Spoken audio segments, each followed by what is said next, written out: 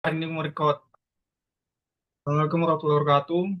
Nama saya Muhammad Abdul Aziz. Di sini saya akan mepresentasikan tugas hasil kelompok saya yaitu membuat bank sampah. Sini kelompok saya Muhammad Riza Permadi, Muhammad Abdul Aziz, Faisal Amri Septianto. Sini website ini berfokus pada pengelolaan sampah berbasis digital untuk transparansi dan berkelanjutan. Sini pendahuluan ada registrasi dan login, dashboard dan interaksi user dan ke website, transaksi dan penukaran poin, pengelolaan admin. Sini proses registrasi akun, ada prosesnya, nama lengkap, alamat lengkap, nomor telepon, username, password, dan konfirmasi password. Sini ada tombol button yaitu registrasi, terus ada tombol login. Jika si user lupa atau sudah memiliki akun, bisa login atau bisa mendaftar. Akses akun dan halaman login ini ketika si user atau pendaftar sudah memiliki akun. Jika sudah atau lupa password, tinggal klik lupa akun terdiarahkan ke halaman lupa password akan diarahkan. Di sini selanjutnya dashboard nasabah. Kayak di sini ada total sampah, saldo tabungan, poin lingkungan, dan transaksi sektor sampah dan transaksi saldo. Di sini ada banyak jenis-jenisnya hingga riwayat transaksi terakhir. Sini selanjutnya akan dilanjutkan oleh rekan saya yaitu Muhammad apa, Faisal Amri Septianto.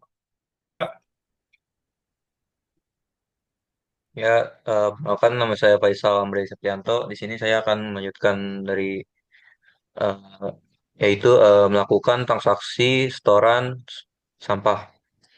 Eh, Catat setiap setoran sampah dengan mudah melalui halaman ini.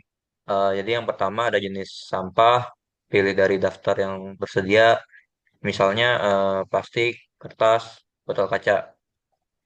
Lalu selanjutnya berat sampah kilogram. Masukkan berat sampah yang disetorkan. Lalu ada tanggal. Di sini ada tanggal setoran yang terisi otomatis bisa diubah jika perlu. Lalu selanjutnya ada keterangan, tambahkan detail opsional, misalnya botol plastik bersih. Lalu ada klik submit untuk menyimpan transaksi. Lalu selanjutnya informasi jenis dan status sampah. Halaman ini memberikan informasi lengkap mengenai jenis sampah yang dapat Anda setorkan dan statusnya. Sini yang ada daftar jenis sampah yang diterima, misalnya kardus, botol plastik, dan logam. Lalu di sini ada status, eh, status aktif atau tidak aktif untuk setiap jenis sampah. Terus lalu saldo dan poin, kelola keuangan dan hadiah Anda. Jadi halaman ini adalah pusat pengelolaan saldo dan poin Anda. Eh, Yang pertama ada saldo tabungan dapat dicairkan satu kali dalam setahun. Biasanya saat momen pencairan seperti contohnya THR. Lalu poin dapat ditukar kapan saja sesuai ketersediaan hadiah. Selanjutnya lihat riwayat transaksi lengkap termasuk penimbangan sampah, penukaran poin dan pencairan saldo. Terus tukar poin, dapatkan hadiah hadiah menarik. Jadi poin lingkungan yang Anda kumpulkan bisa ditukarkan dengan berbagai hadiah menarik. Eh, di sini pilih hadiah yang tersedia dari drop down. Misal sabun 30 poin, terus contohnya lagi minyak goreng 50 poin. Terus perhatikan jumlah poin yang dibutuhkan untuk setiap hadiah. Lalu klik konfirmasi penukaran atau batal sesuai pilihan Anda.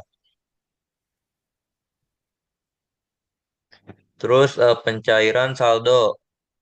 Eh, Anda dapat mencairkan saldo tabungan hasil setoran sampah Anda. Proses pencairan saldo biasanya dilakukan satu kali dalam setahun, seringkali bertepatan dengan momen khusus, seperti contohnya THR. Eh, untuk mengajukan pencairan, Anda dapat menghubungi petugas Bank Sampah Manyar 21 atau mengikuti petunjuk yang tersedia di aplikasi saat periode pencairan tiba. Terus selanjutnya ada fitur profile saya. Kelola informasi akun. Jadi halaman profile ini adalah pusat kendali informasi pribadi dan aktivitas akun. Sini ada nama lengkap, terus nomor telepon, alamat, username, saldo tersimpan, poin poin saat ini, dan jumlah penyetoran sampah. Terus sini ada fitur edit profile untuk memperbaharui informasi.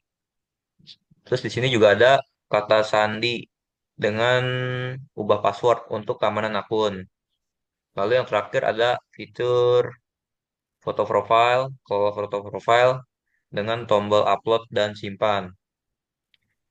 Sekian ap- akan dijelaskan oleh rekan saya yaitu Muhammad Salman Riza Permadi. Silakan. Ya, perkenalkan saya Muhammad Salman. Di sini saya akan melanjutkan penjelasan mengenai dashboard admin. Nah, di dashboard admin ini berfungsi sebagai gambaran umum atau ringkasan aktivitas dan data penting yang relevan untuk admin. Nah, ini adalah landing page setelah admin berhasil login. Nah, di sini eh, ada jumlah total nasabah, terus total sampah terkumpul, terus total saldo nasabah, total poin nasabah. Nah, terus ada grafik ringkasan visualisasi data seperti tren sampah masuk per bulan, jenis sampah terpopuler, terus transaksi sampah per minggu. Lalu di sini ada aktivitas terakhir yaitu notifikasi peringatan atau penting yang perlu segera ditindaklanjuti, misalnya pencairan saldo yang belum diproses atau pesan baru dari nasabah. Nah, di sini itu tujuannya. Nah, di sini juga ada tombol CTA untuk tambahan nasabah, input penimbangan, unduh laporan, dan pengaturan sistem. Nah, lanjut ke halaman pengelola data nasabah.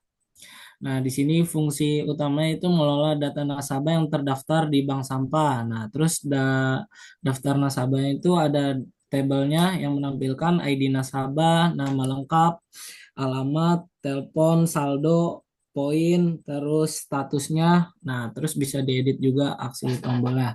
Di sini juga ada poin untuk tambah nasabah. Nah, terus ada search untuk untuk mencari nasabah. Lalu lanjut ke manajemen jenis sampah. Di sini langsung dari ininya untuk mengatur jenis sampahnya yang ada di bank sampah.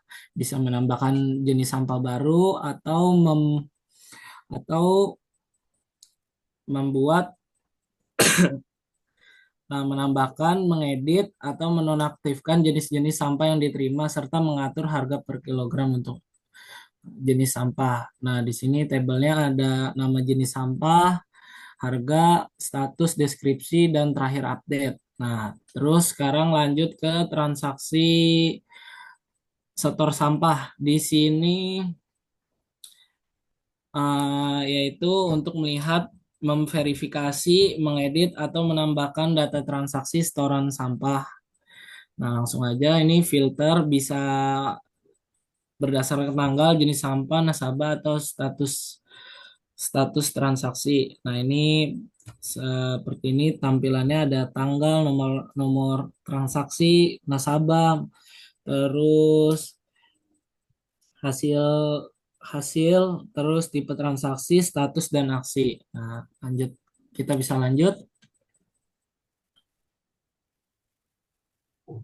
di prinsip prinsip interaksi manusia dan komputer. Di sini saya akan jelaskan, yaitu visibilitas. Nah, di sini visibilitas yaitu penjelasannya objek dan berfungsi yang relevan harus terlihat jelas oleh pengguna. Pengguna harus mengetahui apa yang mereka lakukan dan bagaimana sistem merespon. Nah, ini langsung aja ke contoh-contohnya pada gambar yang tadi. Landing page, dashboard nasabah, menu navbarnya, menu samping.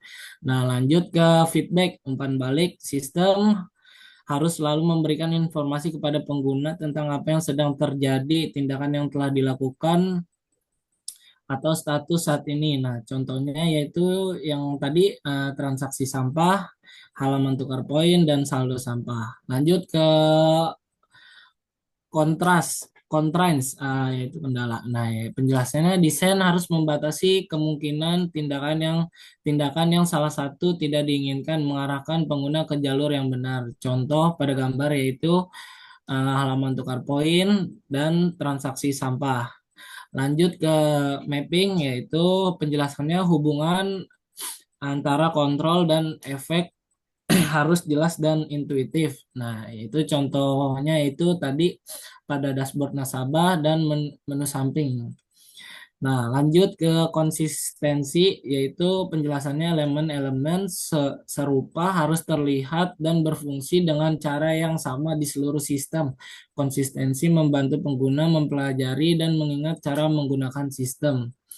Nah, contoh pada gambarnya itu tata letak sebagian besar halamannya pengguna, dashboard, transaksi sampah, jenis sampah, saldo dan poin, profil saya, dan halaman tukar poin.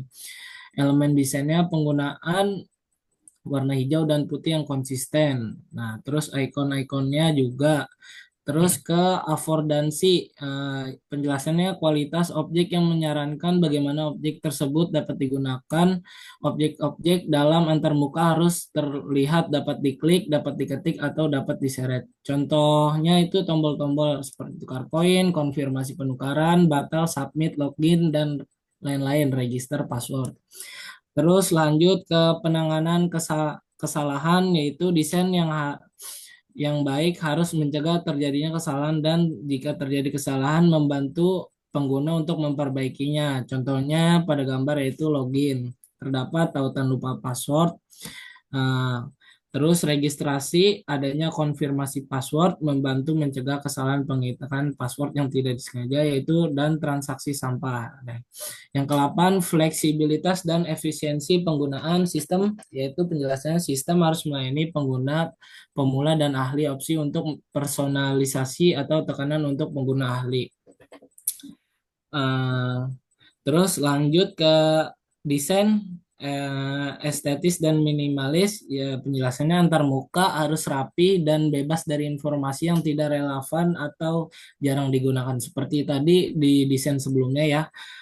Terus contohnya secara keseluruhan desain aplikasi yang tadi aplikasi bank sampah cukup bersih dan minimalis, fokus utama pada halaman terlihat jelas, misalnya jenis sampah dan lain-lain.